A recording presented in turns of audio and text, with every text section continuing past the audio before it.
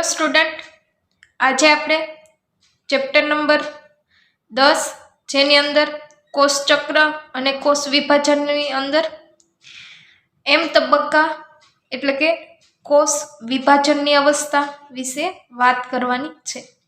વિદ્યાર્થી મિત્રો, અગાઉના લેક્ચરની અંદર અત્યારે આપણે કોષ ચક્ર વિશે વાત કરીએ છીએ. તો કોષ ચક્રના ટોટલ 2 તબક્કા હતા, આંતરાવસ્થા અને એમ તબક્કો અથવા તો સમભાજનનો તબક્કો. તો વિદ્યાર્થી મિત્રો, અગાઉના લેક્ચરની અંદર આપણે આંતરાવસ્થા વિશે વાત કરી હતી કે જેની અંદર 3 તબક્કાઓ અથવા તો 3 અવસ્થાઓ જોવા મળતી હતી, જેમાં G1 અવસ્થા, ત્યારબાદ S તબક્કો અને G2 તબક્કા વિશે વાત કરવામાં આવી હતી. તો વિદ્યાર્થી મિત્રો, હવે આ જે આંતરાવસ્થા છે એ કમ્પ્લીટ થાય ત્યારબાદ એમ તબક્કાની શરૂઆત થતી હોય છે. બરાબર, જે કોષનું વિભાજન થવાનું છે એની અંદર સૌ પ્રથમ શું આવશે તો આંતરાવસ્થાનું G1 તબક્કો કે જેની અંદર પ્રોટીનના સંશ્લેષણ માટે જરૂરી ઉત્સેચકો, એની સિવાય RNA અને કેટલાક પ્રોટીનનું સંશ્લેષણ થતું જોવા મળે છે. ત્યારબાદ S તબક્કો છે જેની અંદર ફક્ત DNA નું સંશ્લેષણ થાય છે, જેમાં DNA સ્વયંજનન પામીને શું કરે છે, એની માત્રામાં વધારો એટલે કે બમણી કરે છે. ત્યારબાદ G2 તબક્કો કે જેની અંદર શું થાય છે તો અહીંયા DNA નું સ્વયંજનન થઈ એની માત્રામાં વધારો થઈ જાય છે. ત્યારબાદ કેટલાક RNA અને પ્રોટીનનું સંશ્લેષણ શેમાં થાય છે, એની સિવાય જરૂરી ઉત્સેચકોનું સંશ્લેષણ G2 તબક્કામાં થતું હોય છે. તો અહીંયા વિદ્યાર્થી મિત્રો, આ કન્ટિન્યુ પ્રોસેસ છે જે આંતરાવસ્થામાં G2 તબક્કો પૂરો થશે એટલે એમ તબક્કામાં પ્રવેશે છે કે જેની અંદર જે કોષ છે એ આંતરાવસ્થામાંથી પસાર થઈને આવ્યો હોય એટલે એની કોષ કેન્દ્રની અંદર જે DNA છે એનો માત્રામાં અથવા તો એનો જથ્થો છે એ બમણો થઈ ગયેલો હશે. એટલે કે અત્યારે DNA જે કોષ એમ તબક્કામાં પ્રવેશે છે એ એમ તબક્કામાં જે કોષ છે એની અંદર શું હશે તો જરૂરી ઉત્સેચકો, પ્રોટીન સંશ્લેષણ કરેલું હશે, એની સિવાય RNA હશે જે નવું નિર્માણ પામેલું છે, અને એની સિવાય જે DNA છે એની માત્રા બમણી જોવા મળશે. તો આ જ કોષ છે એ આંતરાવસ્થામાંથી કમ્પ્લીટ થઈને એમ તબક્કામાં પ્રવેશે છે.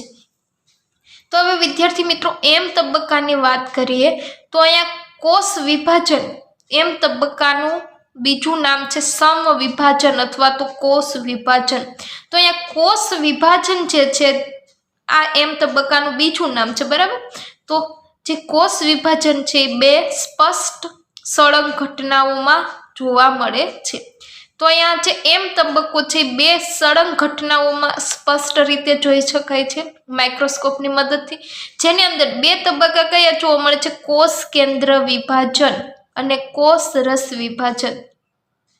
તો વિદ્યાર્થી મિત્રો, સમવિભાજનના જે 2 તબક્કા છે જેની અંદર એક તબક્કો છે કોષ કેન્દ્રનું વિભાજન થશે, એટલે કે કયો કોષ તો કે જે આંતરાવસ્થામાંથી પસાર થઈને આવેલો છે જેની અંદર જે DNA છે એની માત્રા બમણી છે એવા જે કોષ કેન્દ્ર છે એનું વિભાજન થશે.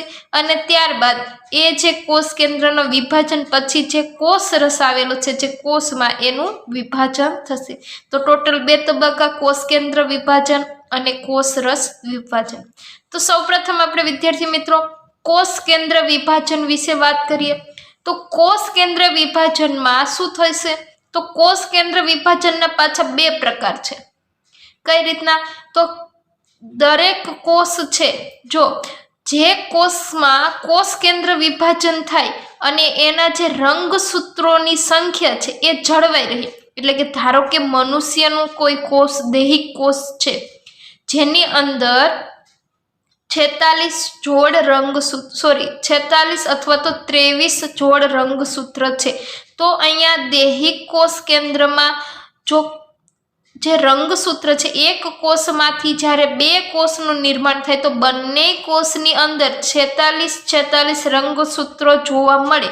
એટલે કે જે કોષમાં 46 રંગસૂત્ર છે એનું કોષ વિભાજન થઈ જે નવા કોષ નિર્માણ પામે છે એની અંદર પણ જે કોષમાં જેટલા રંગસૂત્ર હતા એટલી ને એટલી સંખ્યામાં એના રંગસૂત્રો હોય એટલે કે રંગસૂત્રોની સંખ્યા જળવાઈ રહે તો તેને સમભાજન કહે છે, બરાબર, માઇટોસિસ. અને જો રંગસૂત્રોની સંખ્યા, જે નવો કોષ છે, ધારો કે લિંગી કોષની વાત કરીએ તો અહીંયા 46 એટલે કે 23 જોડ રંગસૂત્ર છે અને નવો જે કોષ બનશે એ બંનેની અંદર 23 એટલે કે 23 રંગસૂત્રો જોવા મળશે. અહીંયા કેટલા છે? 46 છે. જ્યારે નવો બનશે એટલે એની સંખ્યા 46 ની અડધી સંખ્યા થઈ જશે. તો રંગસૂત્રોની સંખ્યા અડધી થાય તો એવા વિભાજનને અર્ધીકરણ કહે છે. તો વિદ્યાર્થી મિત્રો, કોષ કેન્દ્ર વિભાજનમાં બે પ્રકાર, રંગસૂત્રોની સંખ્યા જળવાઈ રહે તો સમવિભાજન અને રંગસૂત્રોની સંખ્યા અડધી થાય તો અર્ધીકરણ કહે છે. હવે વિદ્યાર્થી મિત્રો, સમભાજન જે છે, જે કોષ કેન્દ્ર છે, એને વિભાજનની 4 અવસ્થા છે. તો અહીંયા સૌ પ્રથમ આપણે જોઈએ સમભાજન. 4 માર્ક્સમાં પૂછાઈ શકે અથવા તો 2 માર્ક્સમાં વિવિધ અવસ્થાઓ પણ પૂછાઈ શકે, બરાબર. તો સમભાજનની અવસ્થાઓની વાત કરીએ તો અહીંયા વિદ્યાર્થી મિત્રો સમવિભાજનની 4 અવસ્થાઓ છે, જેમાં જે આ કોષ વિભાજન છે એક સળંગ પ્રક્રિયા છે, બરાબર. એટલે કે જે અવસ્થાઓ છે એ પૂર્વાવસ્થા, પછી ભાજનાવસ્થા, ભાજનોત્તરાવસ્થા અને ભાજન અંતિમ અવસ્થા. તો 4 જે પ્રક્રિયા અવસ્થા છે એ સળંગ છે પ્રક્રિયા, બરાબર. એટલે એને જુદી જુદી અવસ્થાઓમાં સ્પષ્ટ કરવી શકાતી નથી. તો વિદ્યાર્થી મિત્રો, સૌ પ્રથમ આપણે સમવિભાજનની મુખ્ય 4 તબક્કાઓની વાત કરીએ તો સમવિભાજનના 4 તબક્કા છે: પૂર્વાવસ્થા, ભાજનાવસ્થા, ભાજનોત્તરાવસ્થા અને ભાજનાંતિમ અવસ્થા. હવે આપણે સ્ટેપ બાય સ્ટેપ 4 તબક્કાઓ વિશે જોવાનું છે. પરંતુ વિદ્યાર્થી મિત્રો, ખાસ યાદ રાખજો, કન્ટિન્યુ કરવાનું છે. આ જે કોષ વિભાજન છે સળંગ પ્રક્રિયા છે. જો પૂર્વાવસ્થા તમને સમજાશે, પૂર્વાવસ્થા આવડશે તો જ તમને ભાજના અવસ્થા આવડવાની શક્યતા છે. અને ભાજના અવસ્થા વિશે નોલેજ હશે તો જ ભાજનોત્તર અવસ્થામાં શું થાય છે એ વસ્તુ વિશે ખ્યાલ આવશે, બરાબર. એટલે તમારા લોકોને કન્ટિન્યુ આ જે કોષ વિભાજનની સળંગ પ્રક્રિયા છે તો 4 તબક્કા સમજવા ખૂબ જ જરૂરી છે.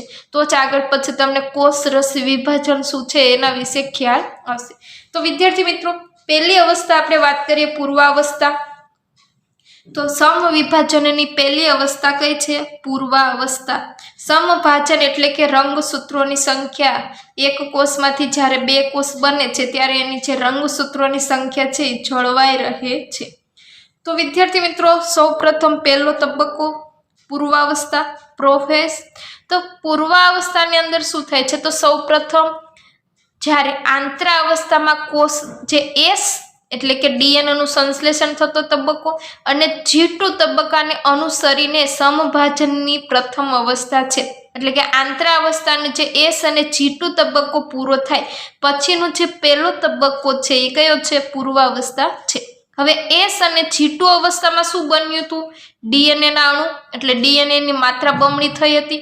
તો અહીંયા એસ અને G2 અવસ્થામાં જે નવા ડીએનએ ના અણુ બનેલા છે એ એકબીજાથી અલગ નથી હોતા. અહીંયા ડીએનએ ની જે માત્રા છે ફક્ત બમણી થાય છે, પરંતુ જે બમણી થયેલી માત્રા છે એ છૂટી પડતી નથી, એકબીજા સાથે વીંટળાયેલા હોય છે. આના લીધે શું થાય છે? તો જે રંગસૂત્રીય દ્રવ્યો છે, એટલે કે અહીંયા જો ઓબ્વિયસલી ડીએનએ જેટલું હતું એની ડબલ થઈ ગયું, તો અહીંયા શું થવાનું છે? દ્રવ્ય છે એનું ઘનીકરણ જોવા મળશે, બરાબર. તો અહીંયા રંગસૂત્રીય દ્રવ્યોનું ઘનીકરણની જે શરૂઆત છે પૂર્વાવસ્થામાં થાય છે. તો ઘટ્ટ જે રંગસૂત્ર દ્રવ્ય છે એ જોવા મળશે. તો અહીંયા રંગસૂત્ર દ્રવ્ય સ્પષ્ટ થતા લાગે, ડબલ છે, બરાબર, માત્રા બમણી છે, એટલે અહીંયા રંગસૂત્રો છે એ એકદમ સ્પષ્ટ દેખાવા લાગશે, બરાબર. ત્યારબાદ જે તારા કેન્દ્ર છે, જે કોષની અંદર એક જ તારા કેન્દ્ર આવેલું હોય, બરાબર, તો એનું શું થશે? દ્વિગુણન થશે. તો અહીંયા આંતરાવસ્થાના એસ તબક્કામાં જે તારા કેન્દ્ર હતું એનું દ્વિગુણન થયેલું હતું, બરાબર. તો આ જે તારા કેન્દ્રનું દ્વિગુણન મતલબ કે એક તારા કેન્દ્રમાંથી 2 તારા કેન્દ્રનું નિર્માણ થવું. તો અહીંયા જે બંને તારા કેન્દ્રો જે એક બાજુએ નિર્માણ પામેલા છે બંને તારા કેન્દ્ર પૂર્વાવસ્થામાં કોષના વિરુદ્ધ ધ્રુવો તરફ ખસવાની શરૂઆત કરે છે. તો અહીંયા હવે તારા કેન્દ્ર જે છે બંને વિરુદ્ધ ધ્રુવો તરફ, મતલબ એક તારા કેન્દ્ર છે અહીંયા રહેશે અને એક તારા કેન્દ્ર અહીંયા, બરાબર. તો બંને તારા કેન્દ્ર એકબીજાની સામે આવી જવાની, જે ખસવાની શરૂઆત છે ક્યાં કરે છે? પૂર્વાવસ્થામાં કરે છે. હવે શું થશે? તો પૂર્વાવસ્થાના અંતમાં કઈ કઈ ઘટનાઓ બને છે? તો પૂર્વાવસ્થાના અંતમાં સેમ વસ્તુ કે રંગસૂત્ર દ્રવ્ય ઘનીકરણ પામી રંગસૂત્ર બનાવે છે. હવે જે ડીએનએ ની માત્રા બમણી થઈ છે, જેને આપણે રંગસૂત્ર દ્રવ્ય કહે છે. તો હવે આ દ્રવ્ય જે છે ઘનીકરણ પામવાની શરૂઆત કરે છે અને દરેક રંગસૂત્ર દ્રવ્ય છે રંગસૂત્ર બનાવે છે. હવે રંગસૂત્ર શું છે? તો બે એકલ સૂત્રો છે, બરાબર. એટલે રંગસૂત્રની રચના કંઈક આવી હોય છે, વચ્ચે સેન્ટ્રોમિયર હોય અને બે જે દ્રવ્ય, બે જે સૂત્રો છે, બે સૂત્રો એ એકબીજાથી વિરુદ્ધ આવી રીતના ગોઠવાયેલા હોય છે. તો અહીંયા બે રંગસૂત્ર બે એકલ સૂત્રો છે અને તેમને સાંકળતા સેન્ટ્રોમિયરનું બનેલું હોય છે, એટલે મધ્યમાં સેન્ટ્રોમિયર હોય છે અને બે એકલ સૂત્રો એકબીજા સાથે ગોઠવાયેલા હોય છે. હવે શું થશે? તો જે તારા કેન્દ્ર છે બંને વિરુદ્ધ ધ્રુવો તરફ ખસવાની શરૂઆત કરે છે અને તારા કેન્દ્રમાંથી દ્વિધ્રુવીય ત્રાકનું નિર્માણ થશે. એટલે જે તારા કેન્દ્ર છે એ અહીંયા શું કરે છે? ત્રાકનું નિર્માણ કરે છે. બંને તરફથી ત્રાકનું દ્વિધ્રુવીય છે એટલે બંને તરફથી તંતુઓનું નિર્માણ થશે, જેને શું કહે? દ્વિધ્રુવીય ત્રાક કહે છે. ત્યારબાદ વનસ્પતિ કોષમાં તારા કેન્દ્રનો અભાવ હોય. આપણે ચેપ્ટર નંબર 7 ની અંદર જોયેલું છે, 8 ની અંદર જોયેલું છે કે તારા કેન્દ્ર છે ફક્ત પ્રાણી કોષમાં જોવા મળે છે, વનસ્પતિ કોષની અંદર તારા કેન્દ્ર જોવા મળતું નથી. તો અહીંયા વિદ્યાર્થી મિત્રો, જે તારા કેન્દ્ર છે એ વનસ્પતિ કોષમાં જો ગેરહાજર હોય છતાં પણ એની અંદર દ્વિધ્રુવીય ત્રાકનું નિર્માણ થાય, કારણ કે વનસ્પતિ કોષમાં પણ સમવિભાજન થતું હશે. તો અહીંયા તારા કેન્દ્ર ગેરહાજર હોય તો શું કરશે? તો અહીંયા દ્વિધ્રુવીય ત્રાકનું નિર્માણ તો એની અંદર પણ થતું જોવા મળશે. જ્યારે પ્રાણી કોષમાં તારા કેન્દ્રમાંથી દ્વિધ્રુવીય ત્રાકનું નિર્માણ થાય છે. ત્યારબાદ બીજું શું જોવા મળશે? તો જે કોષ કેન્દ્રિકા છે, એટલે કે કોષની ફરતે જે કોષ કેન્દ્રિકા આવેલી છે એ, એની સિવાય જે ગોલ્ગી પ્રસાધન અંગિકા છે એ, એની સિવાય અંતઃકોષરસ ઝાડ પણ શું છે? અંગિકા છે એ, અને કોષ કેન્દ્ર પટલ એટલે કે કોષ કેન્દ્રની ફરતે આવેલું પટલ. તો આ બધી જ વસ્તુનો લોપ થશે, એટલે કે અદ્રશ્ય થતા જોવા મળશે અને સમગ્ર જે રંગસૂત્રો છે સમગ્ર કોષમાં પ્રવેશે, કારણ કે અહીંયા કોષ કેન્દ્ર પટલ અદ્રશ્ય થઈ જાય એટલે કોષ કેન્દ્રની ફરતે આવેલું જે આવરણ છે એ લોપ થઈ જાય, એટલે જે રંગસૂત્ર દ્રવ્ય છે એ બહાર નીકળીને કોષમાં પ્રસરી જાય, બરાબર. તો આવી રીતના પૂર્વાવસ્થાની અંદર શું જોવા મળશે? તો પ્રારંભિકમાં શું જોવા મળે? તો અહીંયા રંગસૂત્ર છે બેવડા હોય છે, ડબલ માત્રામાં છે એટલે ઘનીકરણ થશે. ત્યારબાદ અંતમાં જોઈએ અને આ શું છે? કોષ કેન્દ્ર પટલ, મધ્યમાં કોષ કેન્દ્રિકા આવેલી હોય છે, બરાબર. એની સિવાય અહીંયા કોષ રસ છે અને વિવિધ અંગિકાઓ આવેલી છે, જેમ કે ગોલ્ગી પ્રસાધન, અંતઃકોષ રસ ઝાડ, બરાબર. કોષ કેન્દ્ર આ જે છે એ કોષ કેન્દ્ર પટલ છે. અંતમાં પૂર્વાવસ્થાના અંતમાં જોઈએ તો કોષ કેન્દ્ર પટલ છે એ પણ અદ્રશ્ય થવા મળશે. એની સિવાય અંતઃકોષરસ ઝાડ અદ્રશ્ય થશે, ગોલ્ગી પ્રસાધનની જે અંગિકા છે એ પણ અદ્રશ્ય થવા લાગશે. એની સિવાય જે કોષ કેન્દ્રિકા મધ્યમાં હતી એ પણ અદ્રશ્ય થવા લાગે છે. અને લાસ્ટમાં જે રંગસૂત્ર છે, અહીંયા રંગસૂત્ર દ્રવ્ય છે, આપણે શું કીધું? રંગસૂત્ર દ્રવ્ય શું કરે છે? ઘનીકરણ પામી રંગસૂત્ર બનાવે છે. એટલે અહીંયા છે રંગસૂત્ર દ્રવ્ય છે ઘનીકરણ પામી જુદા જુદા રંગસૂત્રોનું નિર્માણ કરે. અને આ જે રંગસૂત્ર છે જ્યારે કોષ કેન્દ્ર પટલનો લોપ થાય એટલે સમગ્ર કોષ રસમાં એટલે કે આખા કોષની અંદર પ્રસરી જશે. તો આટલી વસ્તુ પૂર્વાવસ્થાની અંદર જોવા મળશે. વિદ્યાર્થી મિત્રો, પૂર્વાવસ્થા તમને લોકોને સમજાશે તો જ આગળ તમને ભાજના અવસ્થાનો ખ્યાલ આવશે. તો વિદ્યાર્થી મિત્રો ખાસ ધ્યાન રાખજો, પૂર્વાવસ્થા તમને આવડતી હોવી જોઈએ. આગળના લેક્ચરની અંદર આપણે હવે ભાજના અવસ્થા અને ભાજનોત્તરાવસ્થામાં કયા કયા પ્રકારના ફેરફાર જોવા મળે છે એના વિશે વાત કરવાની છે.